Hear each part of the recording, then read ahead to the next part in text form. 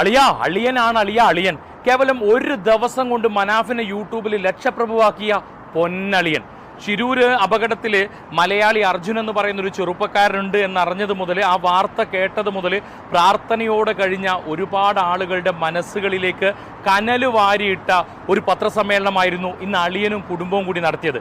ആ പത്രസമ്മേളനം കേട്ടത് മുതൽ, കാരണം നമുക്കറിയാം ഈ വാർത്ത കേട്ട മലയാളികൾ മാത്രമല്ല കേട്ടോ, പ്രാർത്ഥിച്ച ഒരുപാട് മനുഷ്യരുണ്ട്.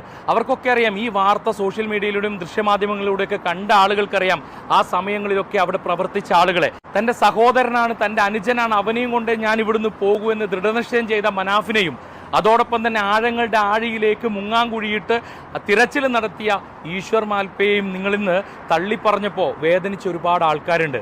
കണ്ടല്ലോ, മലയാളികളുടെ പവർ അതാണ്. അതായത് ആ കുടുംബം ഒന്നടങ്കം എതിർത്താലും അവർ ചെയ്ത നല്ല പ്രവർത്തനങ്ങൾ മനസ്സിലാക്കിയ ആളുകളാണ് ഇന്ന് അവർക്കൊപ്പം കൂടിയിരിക്കുന്നത്.